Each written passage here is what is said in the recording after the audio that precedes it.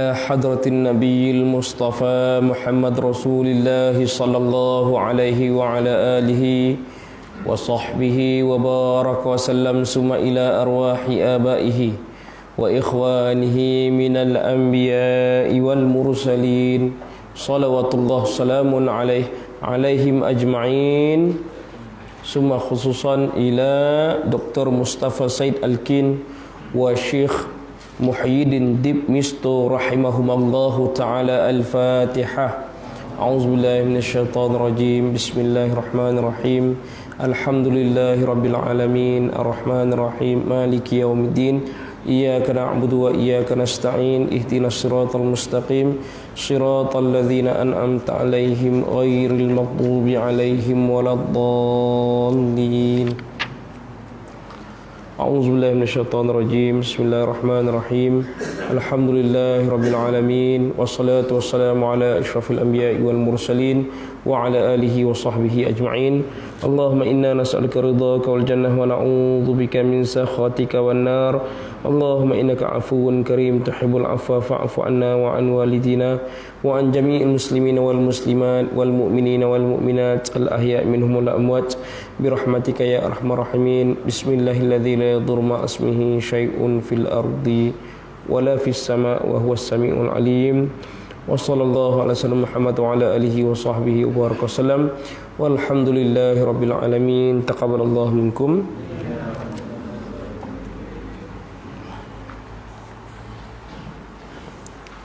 Nawaitul i'tikaf fi hadzal masjid sunnatan lillahi ta'ala.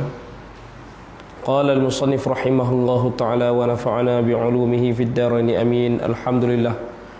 Syukur kehadrat Allah Subhanahu wa taala, pada malam ini Allah mengizinkan saya, tuan-tuan muslimin muslimat semua hadir di dalam Masjid Sungai Jai ini bagi kita meneruskan solat fardu maghrib secara berjamaah, dan kita diizinkan lagi untuk mengadakan kuliah majlis ilmu. Alhamdulillah, dalam keadaan norma baru. Dan diharapkan kita dapat jaga SOP lah, penjarakan, penjarakan dan juga mask. Ni saya ada mask ni, kena buka. Kalau bercakap ni dia tak selesa, tak apa kan? Kan? Boleh ya? Ke nak kena pakai. Dia jadi berkeduk suara tu. Jadi tapi kita standby lah tepi. Mudah-mudahan dengan kita jaga SOP ini, kita masih lagi dibenarkan untuk meneruskan solat fardu di masjid, solat Jumaat, kuliah-kuliah dan majlis ilmu. Mudah-mudahan. Cuma adalah kerja buat yang perlu kita buat. Setiap kali datang ke masjid, tulis nama, cek suhu dan sebagainya. Itulah perkara yang perlu kita buat untuk menjaga kemaslahatan. Untuk menjaga kemaslahatan.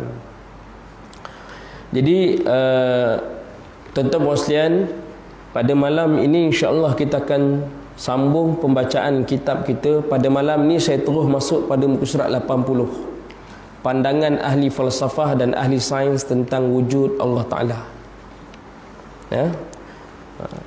Sebelum ini kita ada pengarang, ada membawakan pandangan-pandangan orientalis barat yang mereka ini berpandangan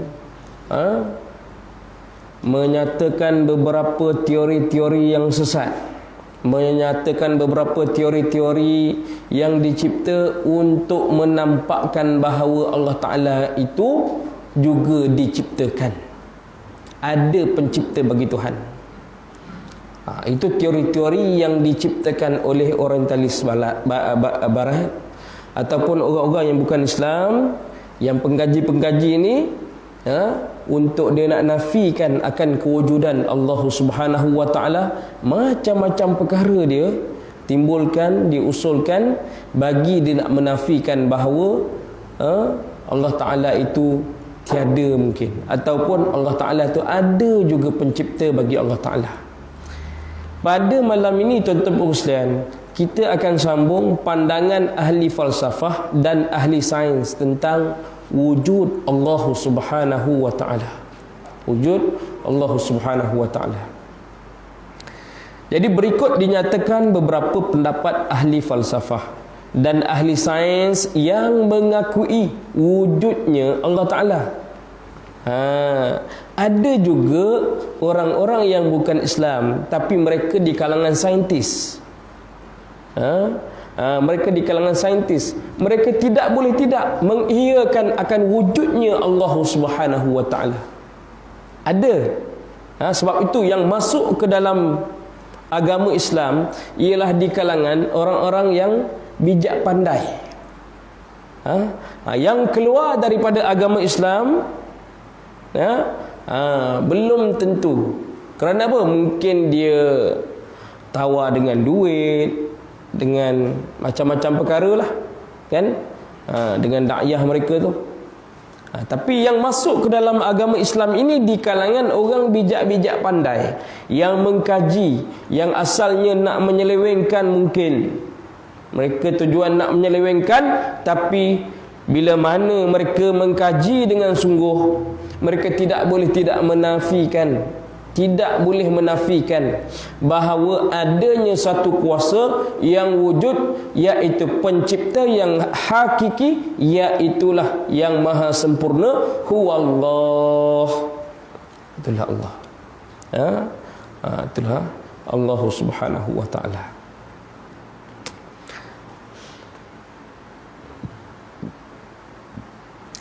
Pernyataan ini bukanlah untuk membuktikan wujud Allah Subhanahu wa Ta'ala berdasarkan pandangan dan pendapat mereka.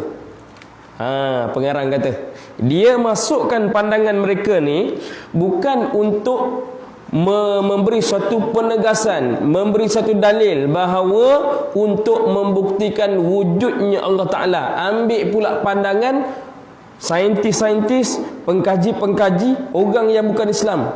Bukan ini tujuan dia kata, untuk membuktikan wujud Allah Ta'ala. Kerana apa? Kerana kalau nak membuktikan, dia kata cukup kajian-kajian ataupun hujah-hujah ulama Islam sendiri yang sudah disebutkan dalilnya sebelum ini, itu lebih daripada cukup. Itu lebih daripada cukup. Akan tetapi untuk menegaskan bahawa golongan-golongan pemikir dalam kalangan ahli falsafah ni dan juga daripada kalangan ahli sains ini sekiranya mengenepikan hawa nafsu dia, dia ketepikan emosi dia, dia ketepikan egonya, jadi mereka pasti akan menemui kebenaran yang hakiki. Pasti. Dan mereka mengimaninya, perlu mengimani, yakni mempercayainya dan menyatakan secara terbuka. Jadi tidak boleh tidak mereka apabila mengkaji suatu perkara dengan mendalam, mereka akan dapat punca ataupun dapat tahu hakikat penciptaan yang maha sempurna ini ialah dicipta oleh segala sifat kesempurnaan yang dimiliki oleh Allah Subhanahu wa Ta'ala. Tak boleh makhluk tak boleh buat. Makhluk tak boleh buat. Makhluk tak boleh buat. Macam sekarang ni kan. Sekarang ni bila dah merebak COVID ni kan, dan dengar pula berita ada daripada UK pula, ada yang terbaru dah merebak ke 60 buah negara, yang itu lebih laju dengar kabarnya. Lebih laju. Bila dah jadi suasana macam ni, kita nak takut sangat pun payah juga. Nak takut sangat pun payah juga. Langsung tak boleh buat apa-apa. Tak takut sangat pun tak boleh juga. kena jaga penjarakan, tutup mulut yang disuruh kita jaga SOP tu, kena jaga juga. Tapi tidak boleh tidak, memang kita kena banyak-banyak doa kepada Allah Subhanahu wa taala, iaitu doa Bismillahilladzi la yadurru ma'asmihi syai'un fil ardi wala fis sama' wa huwas samiul alim. Maknanya tawakal itu semakin tinggi kepada Allah Subhanahu wa taala bila terjadi suasana macam ni. Bila kita tengok, saya baca berita semalam, ada satu ibu, anak demam, duit tak ada, mencuri pula cool fever tu, mencuri makanan sikit di pasar raya. Tokek kedai dapat tangkap, buat laporan polis. Polis punya baik hati, dia pula bagi sumbangan. Kita baca pun sedih.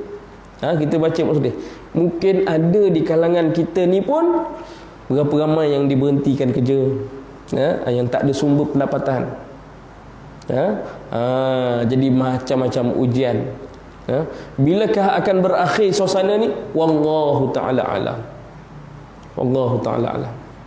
Dalam satu kuliah saya di Seremban, ada bekas pengarah hospital besar Seremban. Saya tanya doktor, bila agak-agak berakhir suasana ni? Entahlah, dia kata, tak tahulah. Jadi kepada Tuhanlah kita mengadu, dan kepada Tuhan jugalah kita berserah diri. Jadi itulah hakikat. Bila terjadi begini, kita kena pegang pada hakikat Bismillahilladzi la yadurru, dengan nama Allah. La yadurru, yang tidak boleh, la yadurru ma'asmihi, tak ada satu pun yang boleh memudaratkan syai'un, akan sesuatu, fil ardi, di bumi, wala fis sama', dan juga di langit. Innahu huwas samiul alim, sesungguhnya Allah Ta'ala itu maha mendengar lagi maha mengetahui. Jadi itu doa apabila dilanda wabak ni, banyak-banyak kita baca supaya kita ini berserah diri kepada Allah, dan supaya kita ini dilindungi oleh Allah Subhanahu wa ta'ala. Mudah-mudahan insya-Allah ta'ala. Jadi demikian juga yang dinyatakan di sini oleh pengarang. Pengarang mengatakan, kalaulah betul-betul mereka tolak ego, sombong, emosi dan sebagainya, mereka tidak boleh tidak menafikan akan sesuatu itu. Bila dia kaji lebih dalam-dalam lagi, semuanya ada pencipta yang maha sempurna. Lagi benda yang kecil semakin kecil, very complicated, sangat sempurna, pastilah diciptakan oleh satu kuasa yang sangat sempurna, huwa Allah.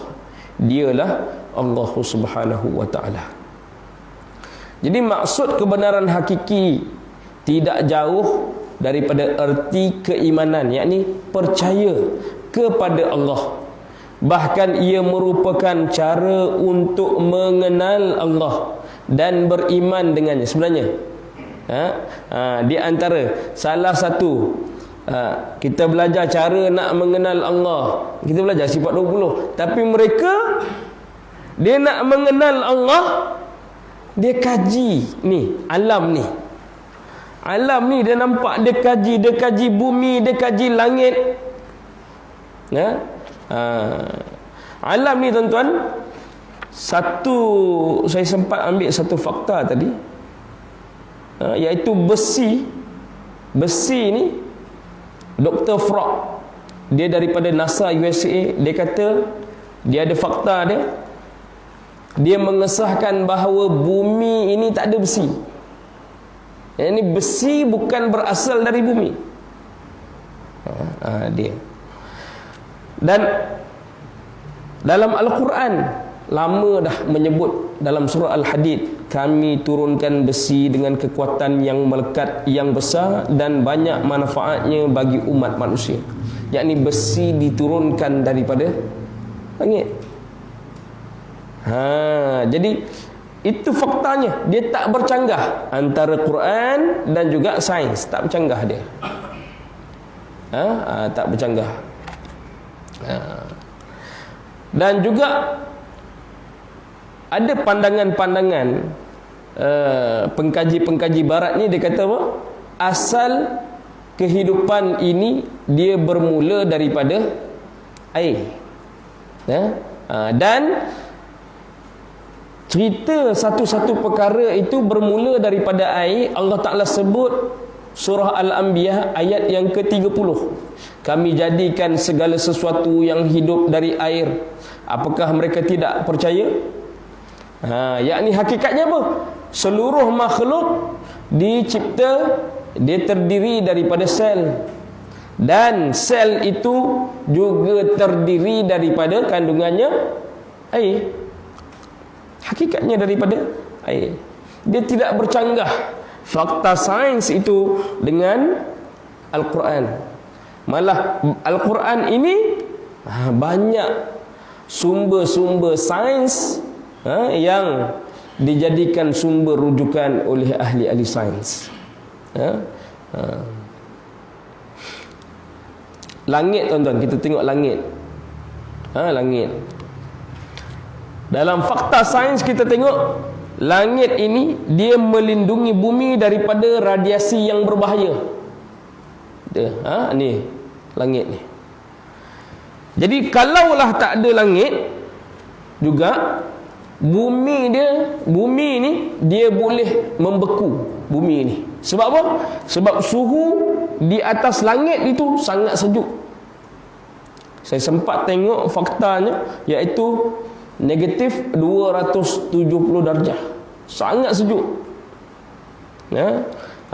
Jadi bandingannya langit ini seperti selimut yang melindungi bumi.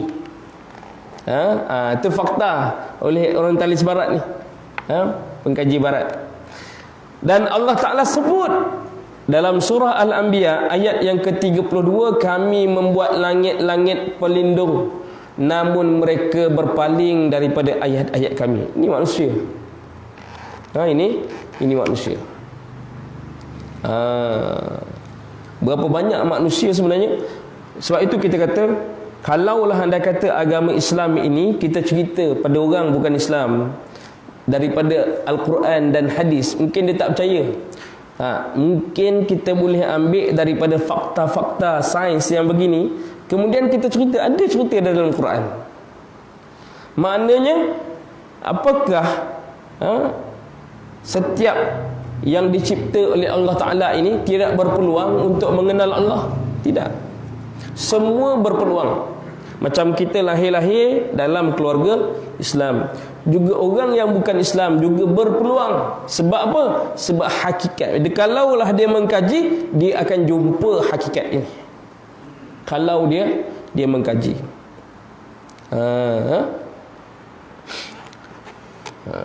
Pergunungan. Pergunungan, gunung-gunung. Suatu buku yang ditulis tajuknya Earth, karangan satu orang pengkaji saintifik ni. Dia kata gunung-gunung mempunyai akar. Dia kaji gunung ni, dia mempunyai akar. Akar ni di bawah mereka sehingga tercacak sehingga dalam gunung ni. Jadi dia kata, dia buat satu pandangan seolah-olah gunung ini membentuk seperti pasak. Itu dia kaji. Jadi Allah Ta'ala sebut sebenarnya fakta ini di dalam surah An-Naba ayat yang ke-6 hingga ayat yang ke-7. Apakah kami tidak membuat bumi tempat peristirahatan dan gunung-gunung sebagai pasak? Allah Ta'ala sebut perkara ni. Dia tak jumpa dulu ni, tapi itu pandangan dia, dan pandangan fakta sains itu tak bercanggah dengan Al-Quran. tak bercanggah dengan Al-Quran. Jadi ahli sains yang telus mencari kebenaran akan mendapati betapa sempurnanya insan yang melalui cara tersebut berakhir dengan beriman kepada Allah Ta'ala. Jadi sebenarnya tuan-tuan, Allah Ta'ala sebut benda ni, sebenarnya kita ni manusia pelakunya berbeza. Maksiatnya dulu mungkin dah dibuat dulu dah orang dulu. Allah Ta'ala sebut dalam Quran, surah yang tadi kita baca, Ihdinas siratal mustaqim, daripada surah Al-Fatihah. Siratal ladzina an'amta alaihim ghairil maghdubi alaihim waladdallin. Ihdinas siratal mustaqim, ya Allah tunjukkanlah kami jalan yang lurus. Siratal ladzina an'amta alaihim, yaitu jalan alladzi yang an'amta alaihim telah kau berikan nikmat kepada mereka. Dalam tafsir Al-Maraghi disebut yang golongan ini yang telah diberikan nikmat ni iaitu al-anbiya, asy-syuhada, as-salihin, al-ulama, ni semua ni golongan-golongan. Jadi tunjukkan kami jalan pada jalan yang mana, iaitu jalan golongan-golongan yang telah kau berikan nikmat pada mereka. Ini diberi petunjuk jalan yang lurus ni. Ghairil maghdubi alaihim, bukan jalan yang maghdub. Jadi kita tengok ada ulama tafsir ni, maghdub ni ghadaba ni marah, maghdub yang dimurkai oleh Allah Ta'ala. Siapa mereka ni? Ada ulama-ulama tafsir dia klasifikasikan golongan Yahudi dan Nasrani. Yahudi dan Nasrani. Ghairul maghdubi alaihim waladdallin, bukan bukan daripada golongan orang yang dimurkai oleh Allah Ta'ala ni, dan juga bukan daripada kalangan orang yang sesat. Ada dua golongan kat sini. Jadi yang pertama golongan yang dimarahi, dimurkai. Golongan yang kedua iaitu yang dimurkai oleh Allah Ta'ala juga, tapi golongan yang sesat. Ada dua golongan manusia ni. Pertama ni, golongan Yahudi dan Nasrani ni, mereka tahu kebenaran, mereka tak nak ikut. Mereka tahu kebenaran, mereka tak nak ikut. Golongan yang kedua ni, yang kedua-dua golongan dimurkai oleh Allah Ta'ala ni, mereka tak tahu kebenaran dan mereka tak ikut. Tapi golongan tu juga dimurkai oleh Allah Ta'ala. Sebab apa mereka ni? Mereka tahu kebenaran, mereka tak nak ikut. Orang yang menolak kebenaran dan memperlekehkan orang lain, siapa dia ni? Dua benda ni tuan-tuan. Dia menolak kebenaran dan memperlekehkan orang lain. Inilah golongan orang yang sombong. Kita takrif sombong kita ni, bila tak bercakap dengan kita aja sombong. Itu sombong di sisi kita lah, faham kita manusia ni. Tapi sombong di sisi Tuhan ni, iaitu dia menolak kebenaran.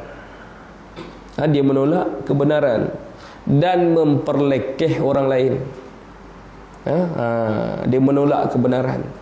Jadi golongan-golongan yang boleh menolak kebenaran, benda ni betul tapi mereka tolak kebenaran tu, malah mereka bila tolak kebenaran tu mereka memperlekeh orang lain tu, inilah golongan yang sombong. Bila mereka sampai pada takrif sombong di sisi Tuhan ni, Allah Ta'ala isytihar perang dengan orang yang sombong ni. Sebab tu orang sombong ni apa? Dia ibu kepada segala sifat mazmumah, tuan. Ibu. Bila kita faham ibu, sifat mazmumah tu kan ada, dulu kita belajar dekat darjah 1 lagi. Sekolah kafar petang, sekolah pagi pun ada belajar dah sekarang. Sifat mazmumah ada 10, sifat mahmudah ada 10. Sifat mazmumah di antaranya apa? Riya, hubbud dunya, banyak makan, banyak cakap dia, cepat marah, apa lagi, banyak lagi lah. Tapi dia punya ibu dia iaitu sombong tadi. Kenapa sombong ni jadi ibu? Bila sombong ni jadi ibu, dia sebenarnya bila dia sombong, dia package semua tu dia ada. Semua tu dia ada. Tuan-tuan, kalau kita jumpa lah orang macam ni, tuan-tuan, boleh kita tengok semua ada dekat dia. Dia ada riak, dia ada ujub, dia ada panas baran dia, dia hubbud dunia, sukakan dunia, cintakan dunia. Ya, semua ada dekat dia. Orang riak belum tentu sombong. Orang riak belum tentu sombong. Sebab riak tu dia bukan ibu kepada segala sifat mazmumah. Apa riak? Menuntut pangkat di hati manusia daripada kebaikan yang dia buat. Belum tentu dia sombong. Tapi bila ditegur, dia makan teguh, boleh tegur. Oh, minta maaf, esok riak lagi. Kan? Tapi kalau orang sombong ni, dia package semua dia package, full package. Semua dia dekat dia. Jadi ini, mereka ni golongan orang-orang yang sombong. Dan bukan Yahudi dan Nasrani je. Boleh jadi kita orang Islam. Ada tak orang Islam yang tak makan nasihat? Ada juga. Ada juga. Jadi jangan sampai kita pada satu tahap kita ni diklasifikasikan sebagai sombong. Mungkin dengan sebab ilmu kita. Bila orang tegur, bila orang tegur tak boleh terima sebab saya tok guru besar. Padahal yang tegur tu, yang memberi teguran tu betul. Yang dia cakap itu tak betul. Tak boleh terima dia. Jadi faktor-faktornya apa? Sebab keilmuan, sebab abidnya, ahli ibadahnya. Ini faktor-faktor yang boleh menjerumus dia masuk ke dalam lembah kesombongan. Antara faktor dunianya apa? Kekayaannya, kecantikannya, keturunannya dan sebagainya lah. Jadi kalaulah ahli sains yang terus mencari kebenaran akan mendapat betapa sempurnanya insan yang melalui cara tersebut berakhir dengan percaya kepada Allah Ta'ala. Dia akan berakhir dengan percaya kepada Allah. Hal ini berdasarkan firman Allah Subhanahu wa Ta'ala, Syahidallahu annahu la ilaha illa huwa wal malaikatu wa ulul ilmi qa'iman bil qist. La ilaha illa huwal azizul hakim. Surah Al-Imran ayat yang ke-18. Yang bermaksud Allah menerangkan kepada sekalian makhluknya dengan dalil dan bukti bahawasanya tiada Tuhan yang berhak disembah melainkan Dia yang sentiasa mentadbir seluruh alam dengan keadilan. Dengan keadilan. Kata Allah Ta'ala mentadbir alam ini dengan keadilan. Ada orang dia tak dapat makan, ada orang dia tak semayang pun dapat makan. Tu adil faham kita. Adil dalam Islam ni, Allah Ta'ala apa maksud dia? Meletakkan sesuatu pada tempatnya. Bila kita tengok, bila ni kan akhir zaman ni kan, ramai orang alim meninggal. Ramai orang alim meninggal. Kita bawa contoh, kalaulah berlaku suatu musibah, bencana, rumah tu macam dah retak dah, nak roboh, kita keluarkan apa dulu? Apa dulu yang kita keluarkan daripada rumah tu? Yang paling berharga lah, betul tak? Mesti kita fikir apa? Apa yang paling berharga dalam rumah ni? Mungkin ada emas. Ada emas tak? Emas banyak. Ada emas. Ini ada saudagar kat sini ya. Emas. Jadi keluarkan emas dulu. Apa lagi? Macam-macam kan? Duit mungkin. Kan? Keluarkan yang berharga dulu. Lepas tu nak roboh-roboh lah, tak apa. Yang penting-penting dah. Macam tu juga bumi ni. Allah Ta'ala nak kiamatkan dia. Allah Ta'ala keluarkan yang berharga dulu ni. Ulama-ulama ni. Seorang ulama kita pergi kan, dan suasana hari ini berlaku seluruh dunia, dan kita tak tahu apa pengakhiran. Apakah perancangan Tuhan bagi kita? Tak ada cara lain tuan. Bila dah berlaku macam ni, kita masih lagi tak berpegang, tak ingat kepada Tuhan, cukup bahaya. Nak keluar rumah kena baca doa. Ke anak bini kita pesan supaya apa? Supaya jagalah yang fardu-fardu ni. Sebab apa? Zaman akan semakin mencabar. Bila akhir zaman macam ini dia akan semakin mencabar, semakin hebat ujiannya. Semakin hebat ujiannya. Jadi keadilan di sisi Tuhan itu adalah meletakkan sesuatu pada tempatnya. Mungkin Allah Ta'ala nak bagi dia syurga, jadi Allah Ta'ala adakan, mungkin dekat situ berlaku peperangan dan sebagainya, mereka syahid.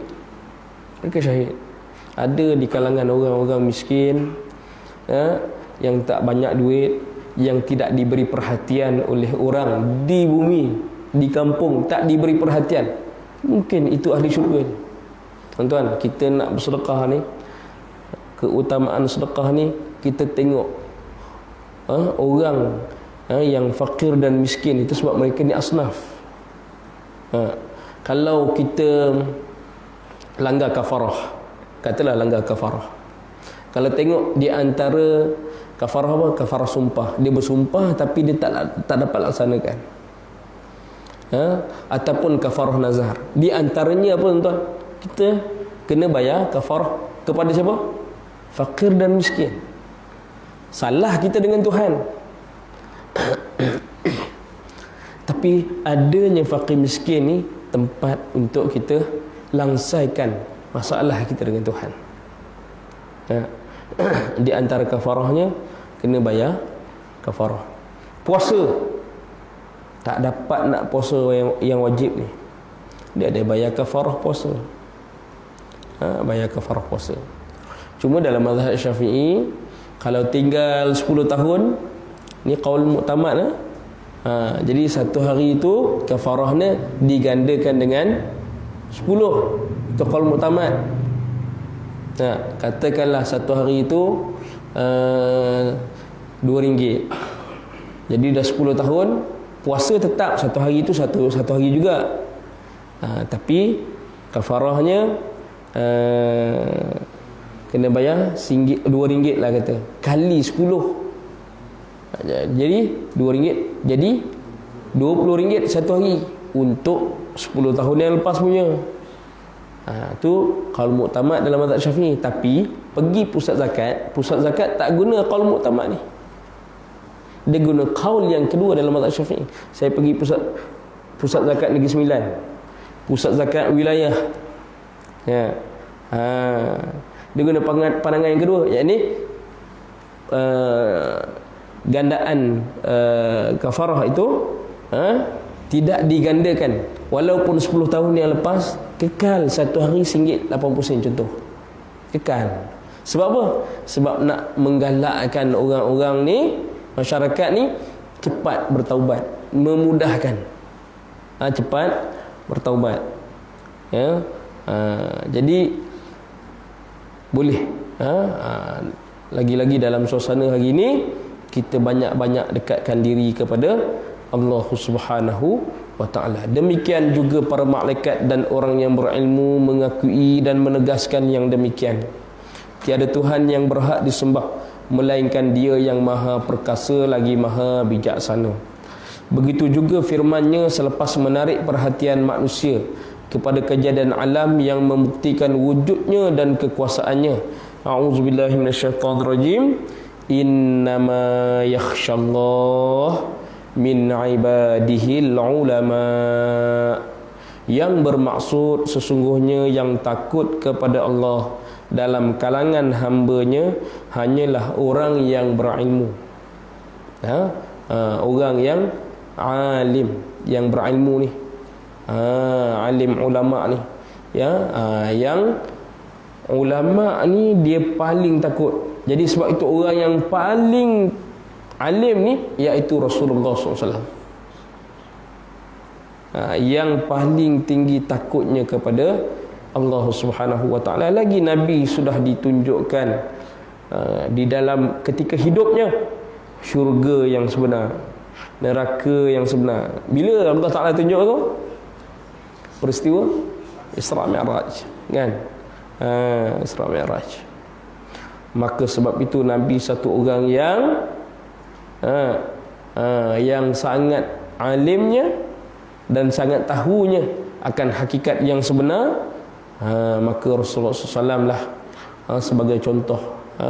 Demikian juga alim-alim ulama yang mewarisi ilmu daripada Rasulullah SAW, para sahabat, tabi'in, tabi'in, dan ulama-ulama yang tinggal hari ini. Tuan-tuan sekalian, ulama-ulama yang tinggal kat sini, tuan-tuan tengok berapa ramai di kalangan netizen sesuka hati bila komen tentang satu-satu ulama. Ulama ni macam komen pada orang biasa macam saya. Ulama ni dagingnya ibarat duri ni. Kita pegang duri, masih pegang ataupun pegang duri, kita lepas. Pegang duri kita lepas, kan? Demikian daging-daging alim ulama ni, kalau disentuh daging mereka ni, dicaci, dihina dan sebagainya. Jadi kita hidup dekat dunia ni tak ada cara, tak ada apa tu tuan-tuan yang kalaulah tak tahu. Semalam saya dapat SMS, Ustaz, suasana hari ni macam saya rasa dia dah hilang pekerjaan. Inilah bisnes bisnes tak boleh nak jalan. Cuma dia ada satu kesedaran. Dia kata bila dah jadi macam ni hari ni, ramai orang hilang kerja. Bila hilang kerja ni, banyaklah masalah-masalah yang timbul, kan? Jadi apa perlu saya buat? Saya pun soalannya tu hebatlah pada saya. Apa perlu saya buat bila zaman dah macam ni? Azan dulu. Azan, silakan.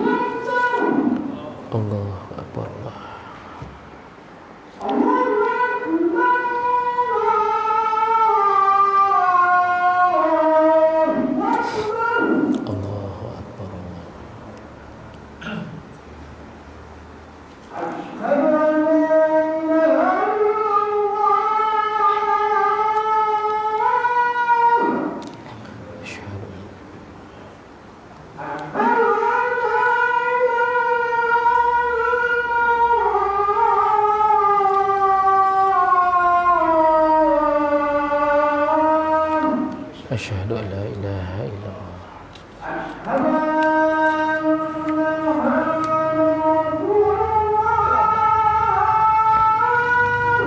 Asyhadu anna Muhammadar Rasulullah.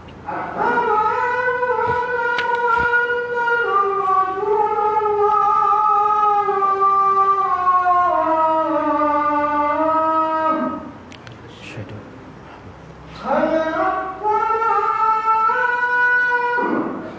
La haula wala quwwata illa billah.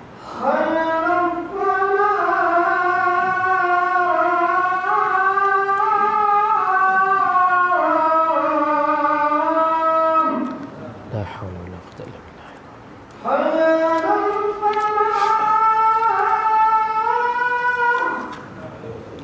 La haula wala quwwata illa billah.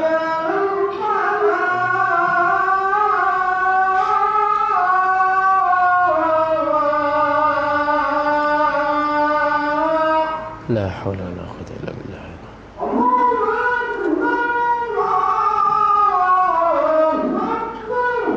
Allahu akbar.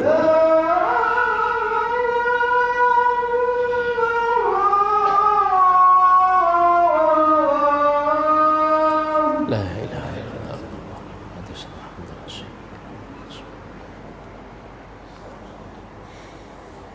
Jadi apa jawapan saya tuan-tuan? Yang pertamanya, bila zaman semakin mencabar, yang pertamanya, yang paling penting untuk kita harungi ni, apa yang nak kita bekalkan? Akidah. Akidah kena jaga. Jadi mantapkan pengajian akidah kita dengan mengikut kaedah ahli sunnah wal jamaah yang sebenar. Di samping menjaga perkara-perkara yang fardu-fardu yang diwajibkan ke atas kita, dan benteng akhir zaman ini, nak menghadapi fitnah nanti, fitnatul kubra yang paling besar itu munculnya Dajjal, dan sebelum Dajjal itu keluar, dia ada fitnah-fitnah yang tak kurang hebatnya juga. Dan bentengnya adalah membaca suratul Kahfi. Kahfi 10 ayat awal, 10 ayat akhir. Kalau boleh kita dah mula dah, tiap-tiap hari baca. Tak boleh tiap-tiap hari, seminggu sekali. Banyakkan selawat pada Nabi SAW. Mudah-mudahan kita di bawah lindungan Allah Subhanahu wa taala. Jadi saya berhenti dulu dekat sini. Kita pun nak jaga SOP, kan? Tak boleh lama, antara maghrib dan isyak aja. Jadi kita akan sambung pada kuliah akan datang. Di sini pengarang ada menyatakan tentang pandangan-pandangan daripada pengkaji-pengkaji saintis daripada orang bukan Islam, yang mereka tidak menafikan akan wujudnya Allah Subhanahu wa taala. Wallahu alam. Kita akan sambung pada kuliah akan datang. Okey, baik. Baik. Saya ni ada pengusiran. Okey. Saya nak anggap sombong pun tidak, tapi saya tak tahulah. Jadi kalau dah lama tak jumpa berapa pun tak ada, baru satu pun tak ada. Jadi saya rasa tak sedap lah. Tak sedap. Saya sentuhlah sini untuk fikir-fikir kan. Ya. Jadi kita berjemaah di sini, kita beritahu, kita bermesra. Kalau dia pergi pendapat, jadi sombong dia tu macam mana tak tahulah. Sombong ilmu dia tinggi. Saya dah lah. Jadi kalau ada berdepan bertemu pun tak semua sebut apa. Ini masalah lah kita jemaah macam. Tapi tak adalah semua saya segelintir. Tapi jadi Ustaz ada orang yang tentang sombong tadi kan. Okay. Jadi cuba Ustaz ini satu pendapat yang boleh. Baik. Baik, okay, baik. Maknanya isu yang Haji timbulkan ni, bila berjumpa tak bertegur siapalah, gitu. Ya. Ya. Mungkin saya rasa ilmu dia tinggi kok. Baik. Okey, baik.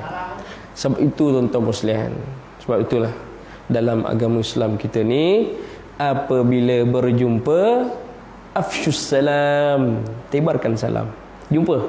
Kalau tak naklah cakap macam mana pun, tuan-tuan muslimin, saya nak cerita. Saya ni, bila kita ceritalah pada orang, Allah Ta'ala uji saya pula. Allah Ta'ala uji saya pula. Bila kita cerita nak dimurahkan rezeki, nak dipanjangkan umur, banyakkan sedekah dan eratkan hubungan silaturahim. Banyakkan sedekah. Eratkan hubungan silaturahim. Adalah satu kes. Ada satu kes. Kes ni berlakulah di suatu tempat tinggal saya dulu. Bila kita menetap di situ, adalah jiran kita ni, dia nak buat reban ayam, dia nak buat ayam, dia nak jaga ayam, tapi dia buat reban belakang rumah kita. Rumah dia tak buat. Ini boleh mendatangkan marah, kata Piramli. Gitu. Kan? Yang kita ni pergilah tiap-tiap masjid ni mengajar tasawuf, mengajar akidah, ya. Kita suruh jangan putus tali silaturahim, banyakkan sedekah.